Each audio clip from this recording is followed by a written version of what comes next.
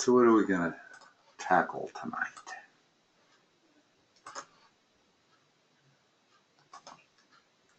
Okay. Yeah. Cross multiplying is actually just an algebraic 2 steps in one. That's all it is.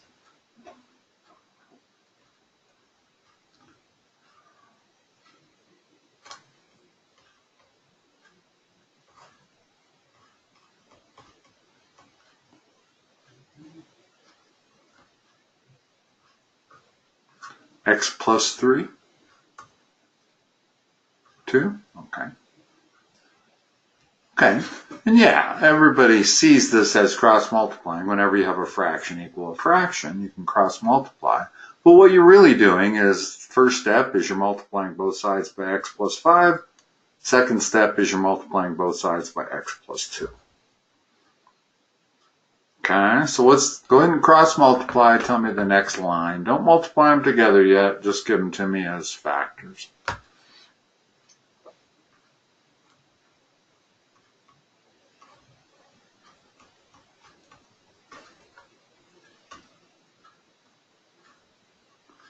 All right, now we can see that we can't do much with this without multiplying together.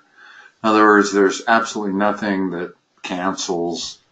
You know, if this happened to be an x plus 2 instead of an x plus 5, then I could cancel out the x plus 2 and avoid multiplying everything together. But I can't do anything, so go ahead and multiply the left side. What do you get?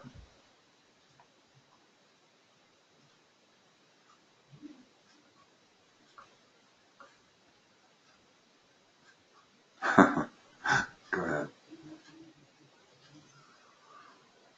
Keep going. Okay, stop for a moment. Those two middle terms always combine. So I'm not going to write them out. I'm just going to say plus 2x and minus 3x is minus x. In other words, the middle term of this quadratic, minus x, comes from the outside and the inside of your FOIL. So rather than always write it out, you can write it out. I have no problem with one step at a time. But after a while, you get kind of used to doing it, and you realize that that middle term is just the outside and the inside added together. And what's the constant? Okay, multiply the right side.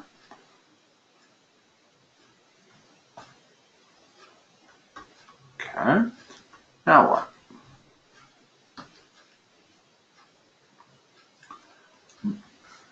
Okay, you're not subtracting 2x squared. You're subtracting x squared from both sides of the equation, which basically gets rid of it. Whenever you have a term like that, and it's the only squared term, and it's the same term on both sides of the equation, you just cross it off, if everything's being added and subtracted. You can't if multiplication is going on, but if it's added and subtracted, then we can do what we just did there. Now what? So here, let me write out what we have left, which is just a linear equation.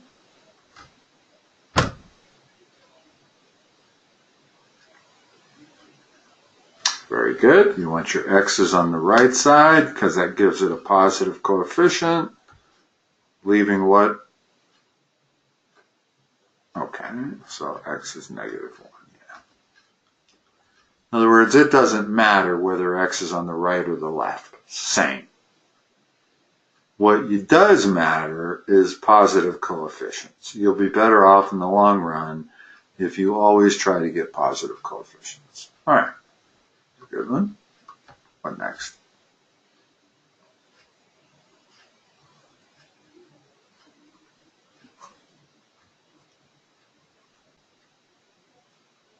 Minus 6x, like this.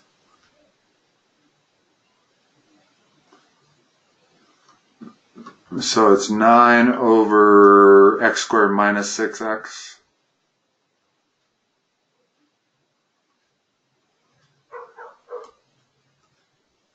Is there a 9 in the numerator like I have it? Okay.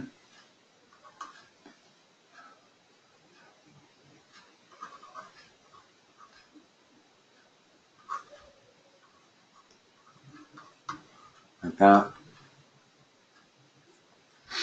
Okay. Usually, I guess we could cross multiply. Might be the easiest thing to do. Let me think for a moment. Actually, there's an easier thing to do. First of all, notice what happens if you cross multiply. You're going to have a 3x times this quadratic, so you're going to have cubes. Okay? What happens if I factor first? Factor the bottom. This is why they put such emphasis on factoring. It's because there's so much math that you need to factor these things.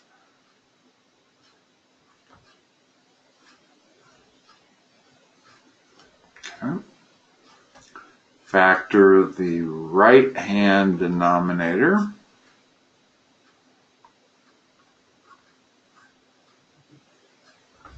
That equals x times. So what has to go in the parentheses so that it's still x squared minus 3x? That's what you should always be thinking. In other words, instead of doing the division, make sure that whatever you write there, when you multiply it back together again, it gives you this x squared minus 3x. So what would it be?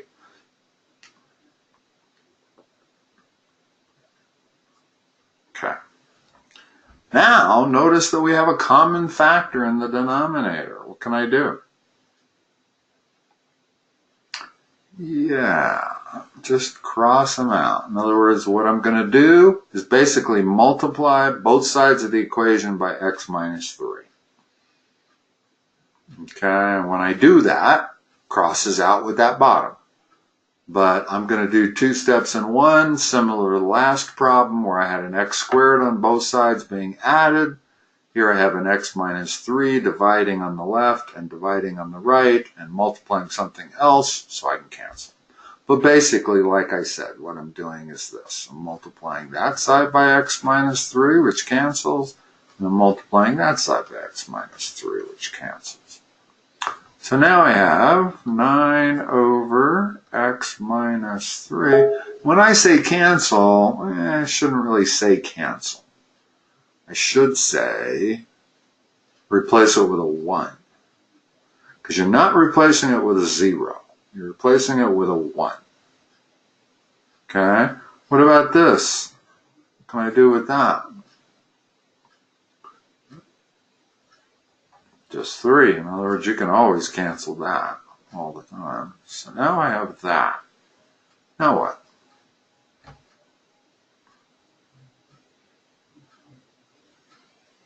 You're solving equations, get rid of parentheses and denominators.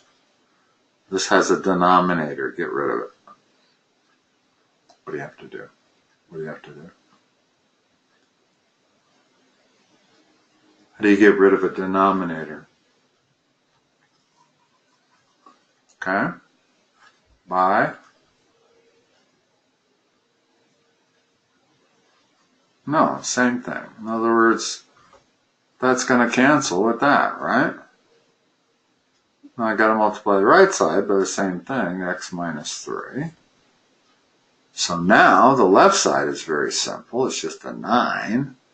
Right side, I could distribute that, but I'm not going to because I'm going to divide both sides by 3. Turning that into a 3 and getting rid of that 3. See?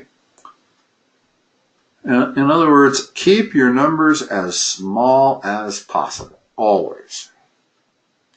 As opposed to distributing that, making it 3x minus 9, and now I got to deal with 9s, bigger numbers. But I can always divide both sides by 3, reducing that 9 to a 3. Now I have 3 equals x minus 3. What's the final answer? Okay. Now there's only one thing I have to be a little careful of. I have to be a little careful that that does not violate domains. other words, if I plug in 6 into these denominators, what do I get? I get 36 minus 36 plus 9. That's okay. It's not 0. What do I get over here? I get 36 minus 18. That's okay. That's not 0. So x equals 6 is a perfectly good solution. Only thing I got to be careful of is that it doesn't give me division by 0. And I'm not sure it ever will in problems like this, but that is definitely the first rule of math, and the first rule you don't ever want to violate is you cannot divide by 0. What else can x not be? Oh, well, we just proved that it was 6, so I don't need to worry about it being 3. But x could certainly not be 3, because that would cause you division by 0. And x could not be 0. That would also cause you division by 0. Well, we didn't get either of those. We got x equals 6, so we're fine. Okay, what else?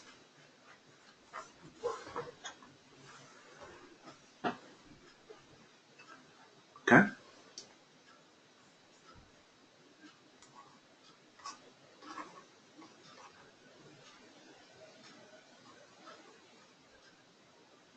I didn't get the second part. Plus what? 1 over 6? Okay. 4 over 3x. All right. There's an easy way to do these, and there's a hard way to do them. The hard way is to go through and find a least common denominator for those two and add them together. Let's do that. What's the least common denominator for those two?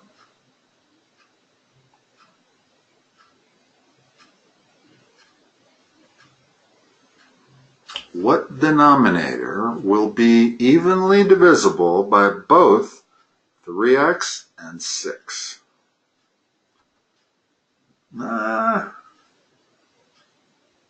Two. If I go over here to the right, you said 2. Is 2 divisible by 3x?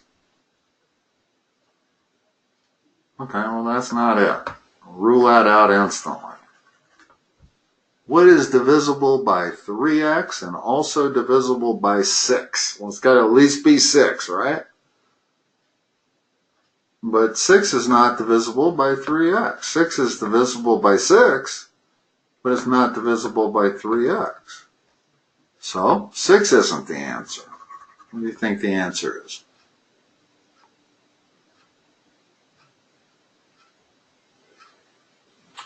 Well, it would have to be 12x. Okay. So, yeah, 12x is divisible by 3x, gives you 4. And 12x is divisible by 6, gives you 2x. Okay, so that would work. But it's not the least common denominator. The way you find the least common denominator is you start with your biggest number, 6, and your biggest, so it's 6x, right? In other words, 6x is lower than 12x. If we go over here, 6x, is that divisible by 3x? Yes, equal to 2.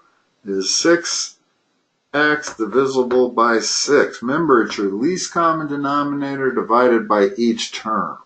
Yes. When I say evenly divisible, that's evenly divisible. So is that. Okay? So we have our least common denominator. What goes right here?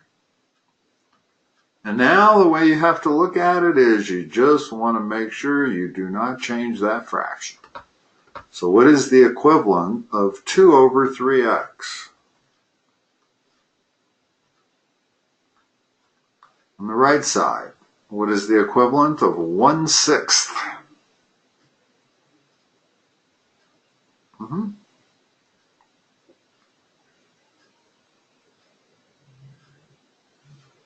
Well, if I put a 1 in there, are those two things the same? Is that the same as that? Remember, that's the... No, they're not the same. One is 1 over 6. The other is 1 over 6x. not the same at all.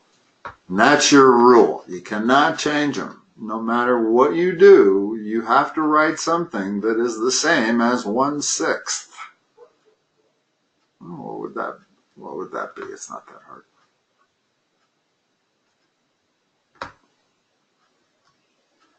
There you go. Just x. Don't really need the 1 in front of it. But now you can plainly see that that is the same as that, because the x's cancel. Just like over here, the 4/6 goes to 2/3. Okay, so now all of that's equal to 4/3x. Well, what's 4/6x plus x/6x equal to? How do you add? You're adding numerators. Whenever you're adding, you add the numerator. Whenever you have a common denominator, you're adding or subtracting, you just operate on the numerator only. So the numerator becomes 4 plus x/6x. That's what the left side becomes. The right side becomes 4/3x. Now, I could cross multiply this, but again, it makes it harder, not easier.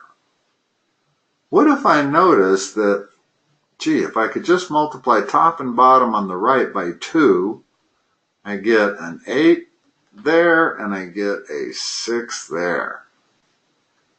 Now, I've got two identical denominators. What does that mean the numerators have to be?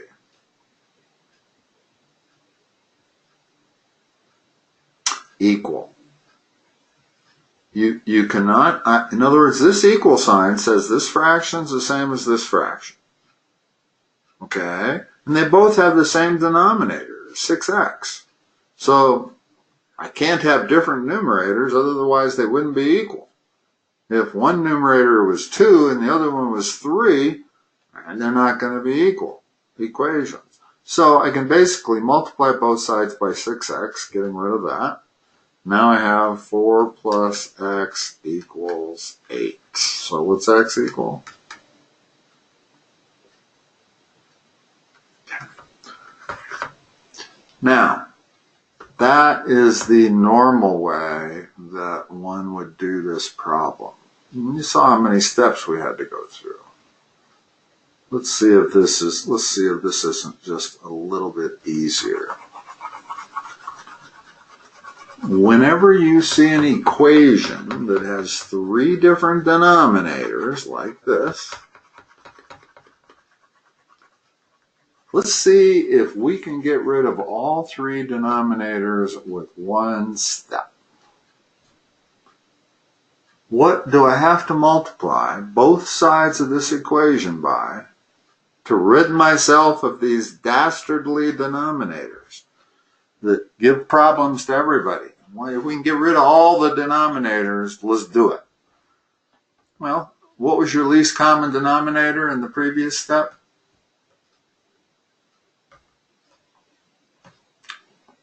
Oh, when you were adding 3x and 6 together, what was the least common denominator?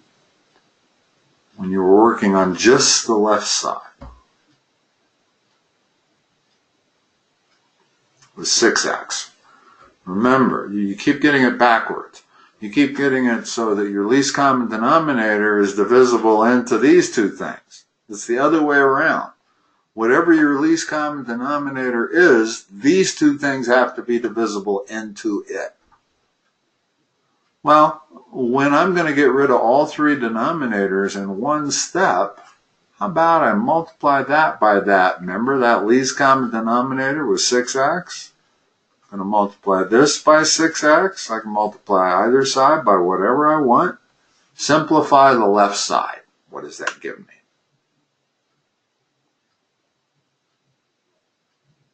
What is 6x? What is 6x times that?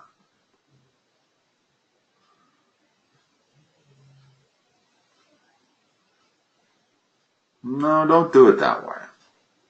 Reduce your 6x with the 3x. Always do it the easiest way. And the easiest way is always using the smallest numbers. The way you just did it, you got a 12. In other words, when you multiply 6x times 2, you got 12x, okay? Watch the way I do it. I never deal with a number greater than 6. I'm going to change the 6x over 3x. What's 6x over 3x equal to? Just 2. 6x divided by 3x. The x's cancel. 6 over 3 is 2. Okay? So that and that become a 2. 2 times 2 is 4. So that's what I have there. Now, multiplying 6x times 1/6. What's that equal to?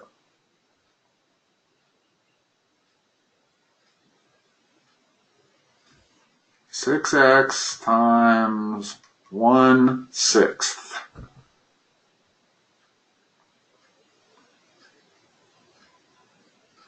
Correct?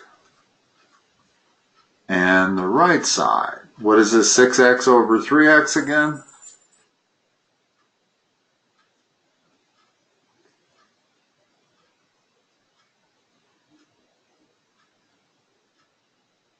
Six x divided by 3x. What is that? That's what that means. That means I'm 6x dividing by 3x. No, what's 6 divided by 3? And what's x divided by x? What's x divided by x? Seriously. What's 7 divided by 7? What's 18 divided by 18? What's x divided by x? 1. In other words, x represents some number that we don't know what it is. It could be 7, it could be 18, it could be 10 million. It doesn't matter. If I'm dividing that number by this same number, it's always 1. So that becomes a 1. What's 6 divided by 3? Okay, so this 6x divided by 3x is 2. Just like it was over here on the left side. It was 2. So now I have 2 times 4 is 8. Look at how simple we got to the same place that it took us 4 steps to get to before. Merely by finding a way to get rid of all 3 denominators in one step. And what you're basically looking for is the least common denominator between those 3 terms. And if you can find it, it shortens up these problems considerably. We went from 3 denominators to no denominators, to a problem that solves in one more step easily. All right, what else you got?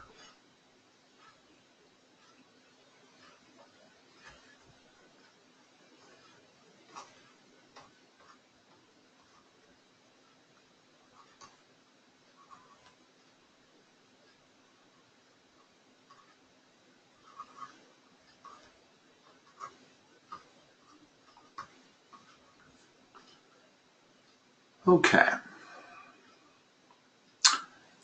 Now here I only have 2 denominators, but they're different. Actually, I have 3 denominators. There's another one right there. Okay. What can I multiply both sides of this equation by to get rid of all 3 of my denominators?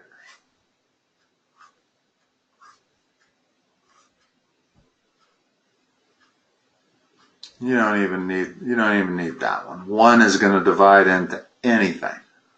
So I won't confuse the issue by putting it up there. When you have 2 denominators that have variables in them, your least common denominator is just multiply them together. Okay? So my least common denominator is x minus 2 times x plus 2. That's going to be my least common denominator. I'm going to multiply both sides by it in one step.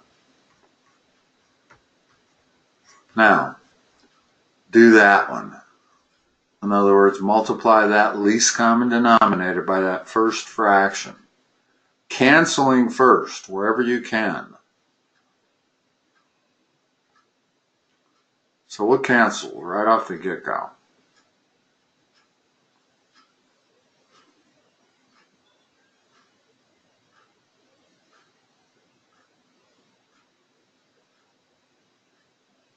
Here's what you're doing. X minus 2 times x plus 2. You're multiplying it by 1 over x minus 2. I can tell by the difficulty you're having that you're not doing these correctly. You always want to look at what you can cancel first. In other words, you don't want to multiply x minus 2 times x plus 2 and then put it over that. That makes the problem harder to solve. But what cancels? What's replacing it? Is it a 0 or a 1? Okay. So, this first term is real easy. The x minus 2's cancel, and I'm left with x plus 2. I'll put parentheses around it for clarification. What's the second term?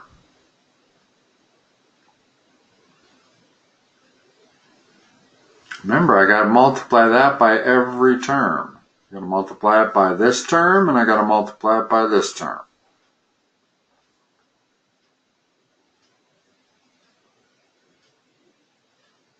Yeah, we'll go ahead and just leave it unmultiplied for the moment, but that's what it's going to be. Okay, we may have to multiply it out, we may not. What do we get on the right side? Okay, good. Now, let's see, can I do anything? I can't really. In other words, I can't divide both sides by x. Can't divide both sides by x minus 2 because this is an x plus 2 over here. So I really don't have much choice but to multiply everything out. Okay? So we'll just remove the parentheses from that. Now, to handle this, do this times that first. What's x minus 2 times x plus 2? That's difference of squares factored, so what is it if I multiply it back together again? X squared minus 4. Okay, now I want to distribute that too, because I can tell I'm going to have a quadratic here. So it's really 2x squared minus 8. All right? That's the left side of my equation. Right side of my equation, go ahead and multiply them out, because we can already see that we've got some x squareds over here. We've got to get some x squareds over there.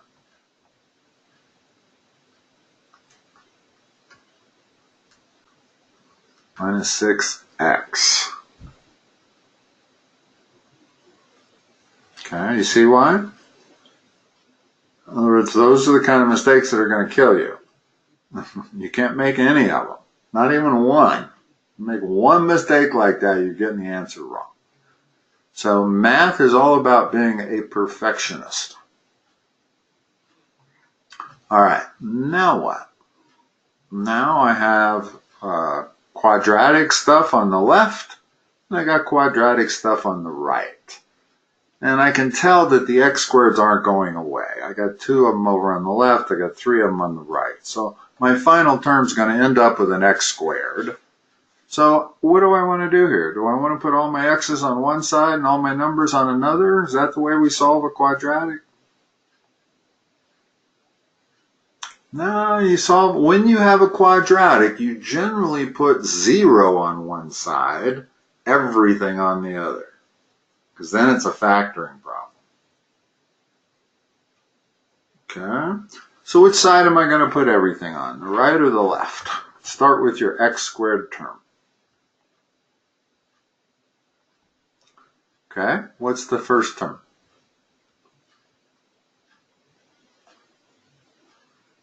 Okay, hold on one moment. That takes care of that and that. How many x's do we have in total? Got minus 6 already over here. What about this one?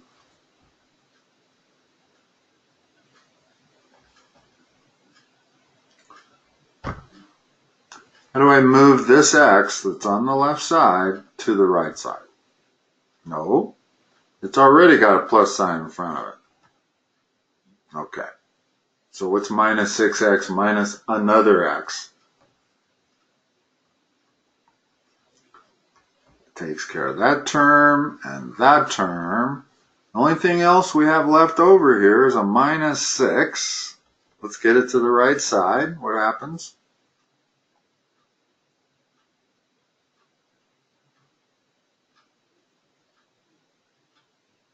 How do you move it over? Right now we got minus 6 equals x squared minus 7x.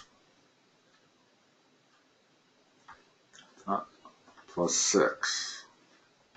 Now I got my 0. So now I got 0 equals that. Now how do I solve that? I got a quadratic equal to 0. How do you solve those? Okay. It's a pretty easy one to factor. It's x, it's the rest of it. What are both signs?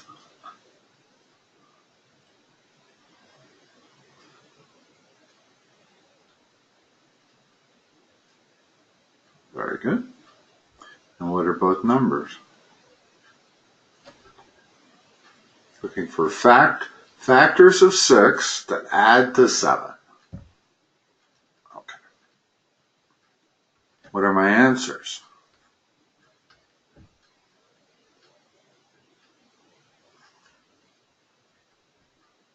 Okay. Now let's go back to the original equation without this in it. Without this in it. Do either one of those answers cause division by 0?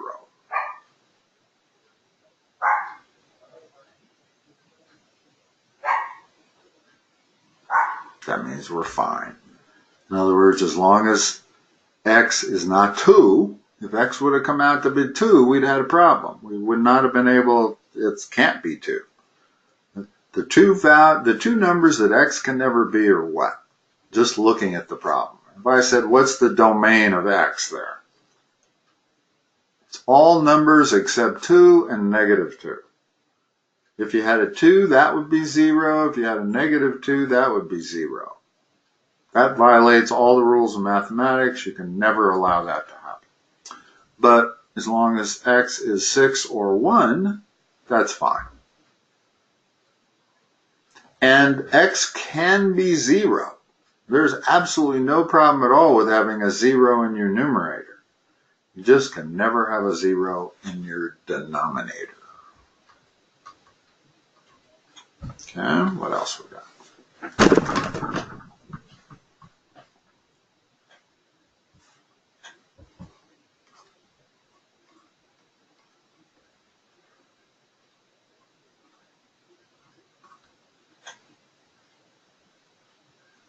Plus 1 over x, okay.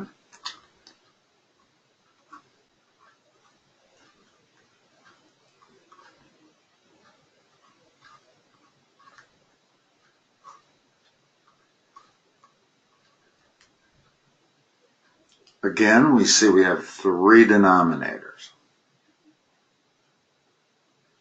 Let's find out one single thing that we can multiply both sides of the equation by that's going to get rid of all 3 of those denominators in one step. What would that be? Remember what you do and keep going. It's not just x minus 3 because x minus 3 is not divisible by x. Remember, your common denominator has to be divisible by everything, all 3 denominators. So what would it be? Ah, perfect. So I'm going to multiply x minus 3 times x, never distribute that, because the beauty of doing it this way is you see the cancellations. And over here, got to do the same thing. Now, let's start simplifying. What does that become?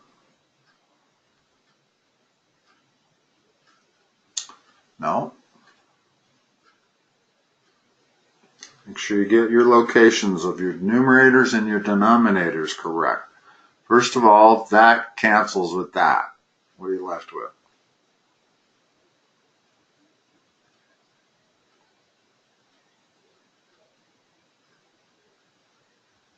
2 times x.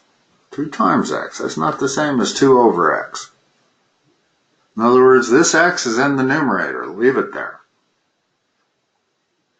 Now multiply that whole thing by the second term. What do you get? Well, which cancels now?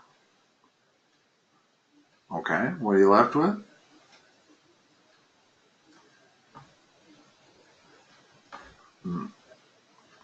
Okay, just x minus 3.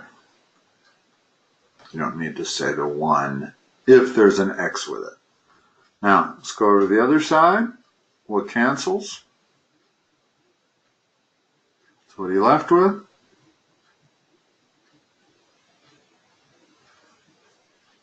Okay. And again, I go ahead and multiply those together because I can see that I've got a quadratic in the end here. So there's no avoiding it.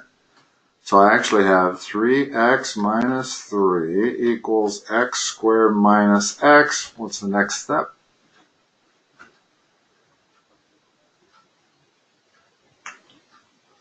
Good. What is it?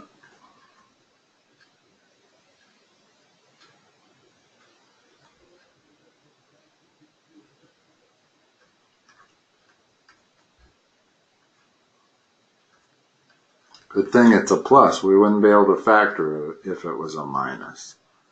We would not be able to find factors of 3 that subtract to 4. But because it's a plus, I got to find factors of 3 that add to 4. Well, that's a lot easier. What are those 2 factors?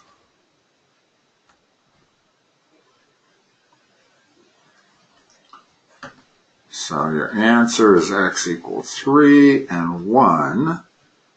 Now let's just check. Ooh, x equals 3 is problematic. Is that a solution? Why is it problematic, first of all?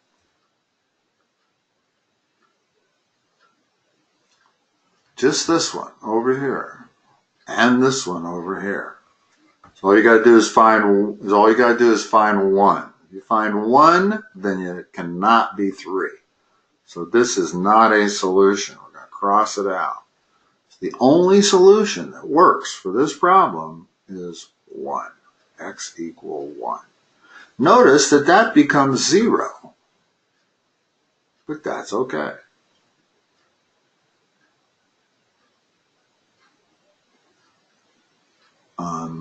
You can have 0 in the numerator, but you cannot have 0 in the denominator at any point of the problem.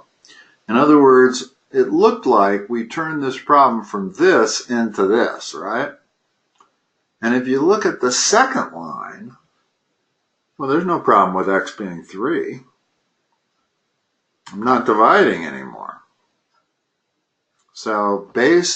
So what that kind of tells you is that that line is not really identical with the line above it. The line above it has a restriction. You cannot divide by 3, or x can never be 3. The second line, x could be 3. There's no problem at all with x being 3. And that's what produces 2 solutions, and one of them is extraneous. Because algebra says that you have 2 things multiplied together that are equal to 0, one of them has to be 0. It doesn't say both of them have to be. It just says one of them has to be. Well, we found one that was 0. X equal 1 causes that to be 0. Therefore, x minus 1 times x minus 3 is always 0, as long as x is 1. All right. What else? You can see what all of these problems are. What are they? They're all addition, multiplication, division, and subtraction with small positive and negative numbers, correct? Have we done anything but that? Well, we've had to figure out least common denominators, which is a little tricky. But basically, algebra boils down to just doing a dozen or so little calculations. You got to do them perfect. You can't make a mistake on any of them.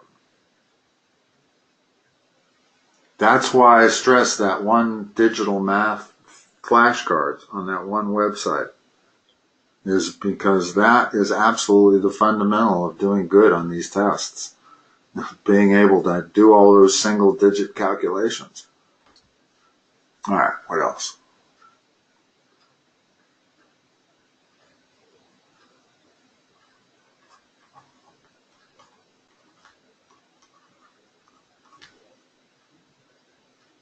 Over 3x? Or all of it over something?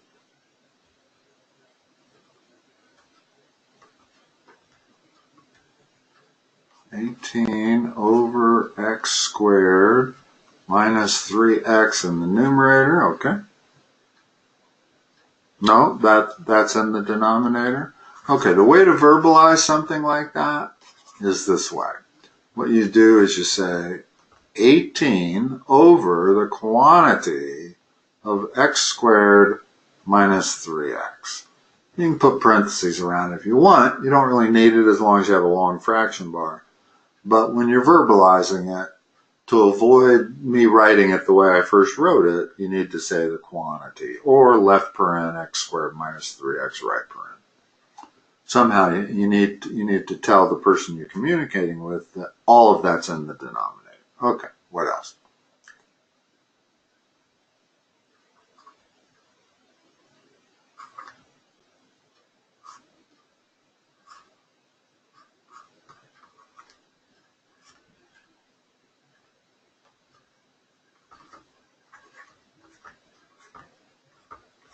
Okay.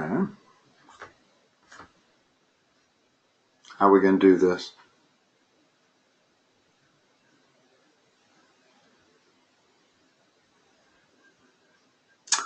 Yeah, and notice what's going on here. You multiply that times that, which is typically the way you find a least common denominator, is you multiply them together. What do you get?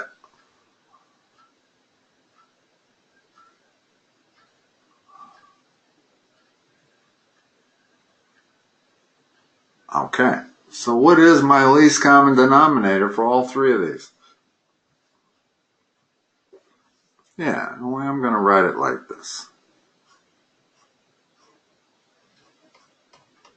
Still x squared minus 3x.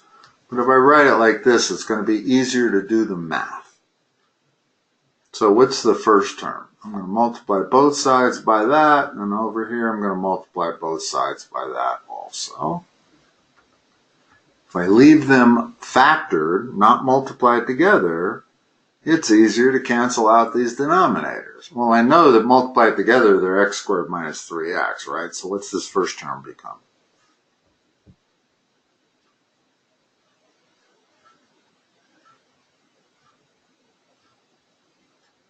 Cancel stuff. Always cancel to start with. What cancels?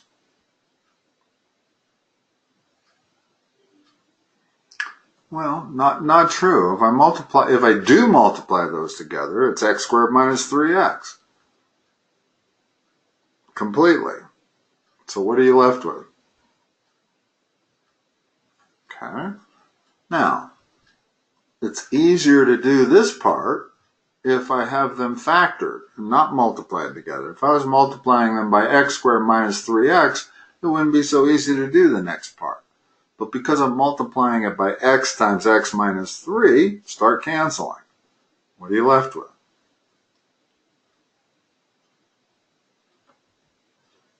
Not over. Okay. You see why? This is in my numerator. Both of those things are in my numerator. So when I go to multiply, my x minus 3 cancels with my x minus 3. What I'm left with is x in the numerator. What do you have on the right side?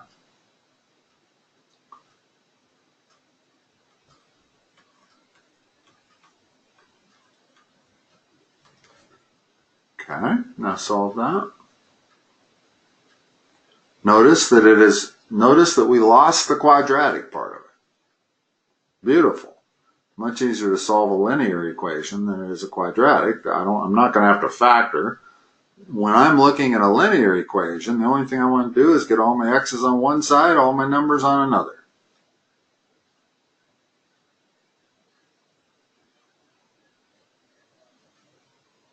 So you can do it in 2 steps or 1 step. I tend to want to do these in 1 step because I don't get confused. I'm moving the minus 6x to the right and I'm moving the minus 15 to the left. It's hard to get confused because one term is an x term and the other term is a number. So if I do it all in 1 step, what do I end up with on the right? And I'm going to the right to keep the coefficient of the x positive.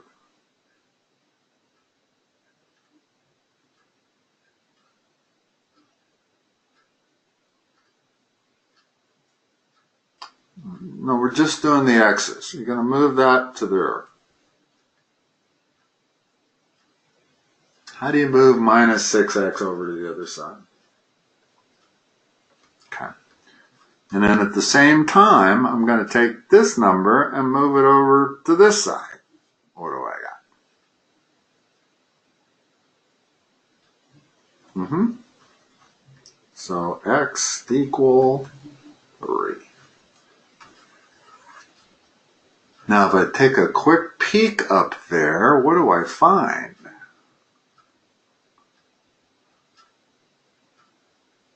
Remember, this was the original problem.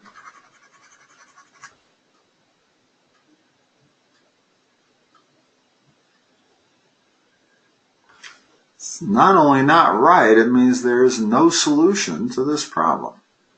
In the other case, where I had 2 solutions and one of them violated the domain, I still had 1 solution left over to use. But in this case, the only solution I came up with was x equal 3, and that clearly violates that domain right there. So x cannot be equal to 3, and since I got it to be equal to 3, it's a no solution. There's no solution to this problem. Okay. All right, what else, Brandon? Okay. What's the first step on a word problem? Always. Before you even give it to me, what's the first step going to be? And if you do this first step every single time, you will not believe how easy these word problems become. Define what? Define your variables. And I'll show you exactly what I mean by that as you read the word problem. Go ahead. Fact, read the last sentence of the word problem. I don't even care what the first 3 sentences are. Start at the end. That's another thing. Define your variables is the first thing you do, and you do that by starting with the last question they ask. Start at the end. What does the last sentence say?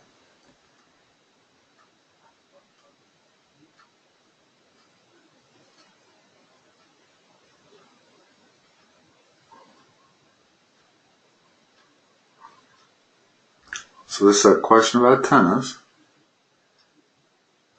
I assume. And and the last question says find your service percentage. Okay, so we'll let x be your service percentage. That's what they want, right? Okay, so now start from the beginning.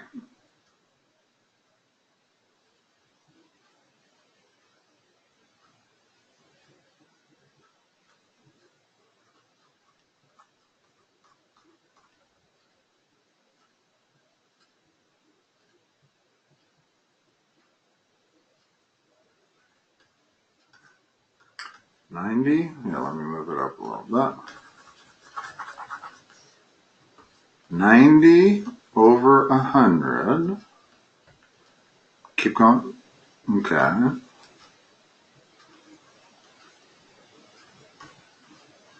Over 44 plus x.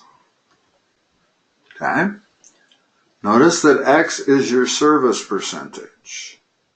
So whatever we calculate x to be, it's going to turn that 37 over 44 ratio into 90 over 10. Okay? And that will also mean we'll have a 90% service ratio. 37 over 44 is what? 37 divided by 44 is 84%. So right now we're serving at 84%. We know we got to do better. So we've got an equation. It's only got one variable in it. How am I going to solve it?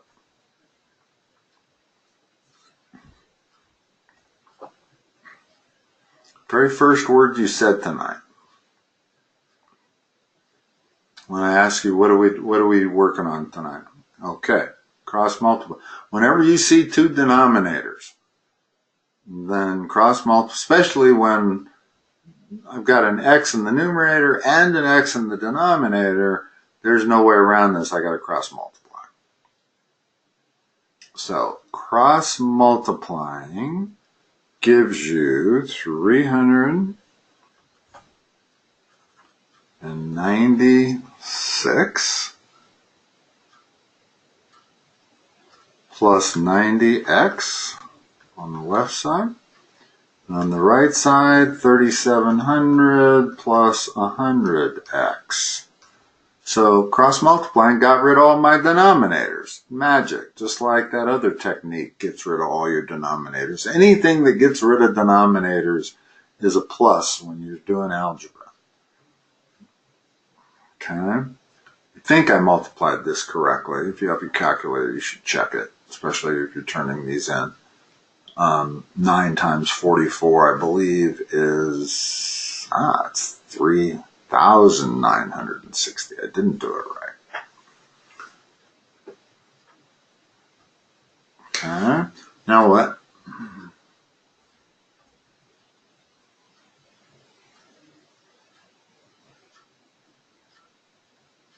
Okay, that puts 10x, gets rid of that, gets rid of that. We can do that 3,700.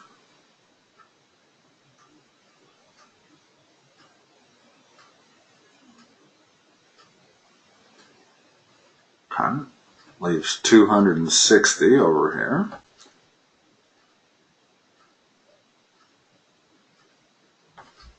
Okay.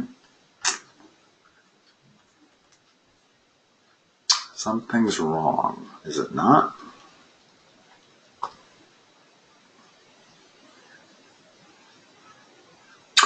Oh, I didn't define my variable properly. My variable said service percentage. That's not what it was at all. Read that last sentence to me again.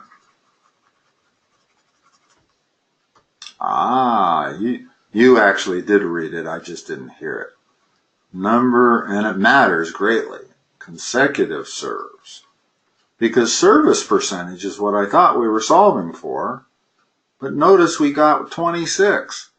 Well, God, I started at 80. I can't do 26 and hope to get to 90, right? So the 26 didn't make sense as an answer the way I had defined the variable. So it really, really is important to define the variable very specifically. It's not service percentage, it's number of consecutive serves that you would have to hit. Well, if you hit 26 consecutive serves, this becomes 63 over 70. That's 90%. So it checks out also. But notice how easy, in other words, once you define that properly, then you just are writing equations and solving the equations.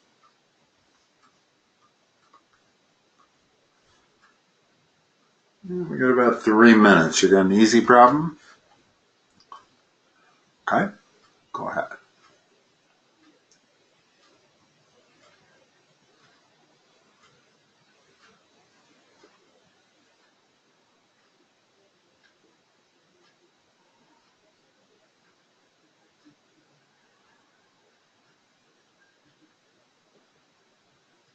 Okay.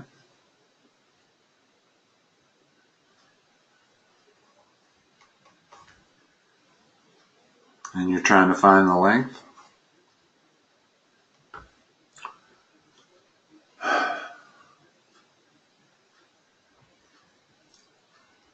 Does it give you the golden ratio? It's 1.6 something.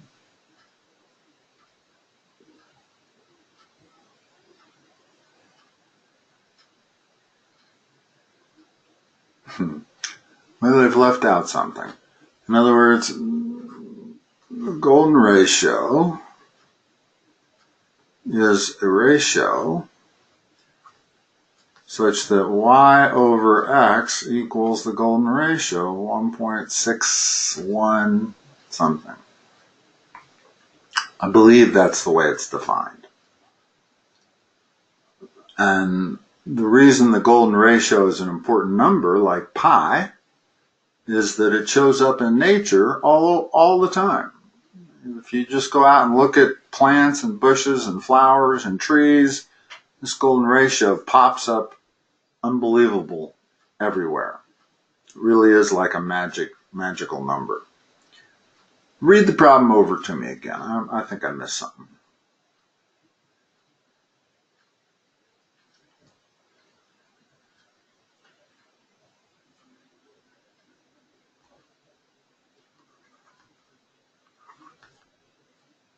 Ah, okay, stop for a moment. So they just defined this for us. The ratio of width to length is equal to the ratio of L plus W over what?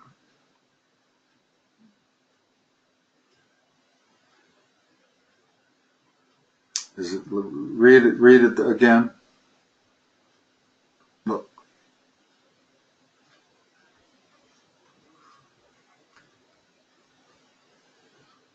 Okay, so it's L plus W in the bottom. No L plus W in the top, right? The ratio of the width to length is equal to the ratio of the length to the length plus width. Correct? Is that what it says? Okay. And we have a width of 1. So I have 1 over L equals L over L plus 1. Right? Cross multiplying, I have L plus 1, those two. These two equals L squared. When you simplify that, you get L squared minus L minus 1. And that's equal to 0, and that is the technical definition of the golden ratio. Actually, there's nothing wrong with their definition, but it's the solution to this quadratic. The quadratic being x squared minus x minus 1. If you use the quadratic formula to solve that, you will get a number that is approximately 1.61. And it has this other rather strange property to it, that the width divided by the length is equal to the length divided by the width plus the length. And I suppose that's why it's called golden. I don't know. But algebraically, it's the solution to that quadratic. And notice that that is not a quadratic you can factor. You got to use the quadratic formula to solve that, and it comes out to be that number.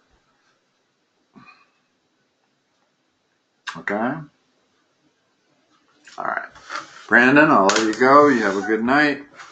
I will talk to you next time.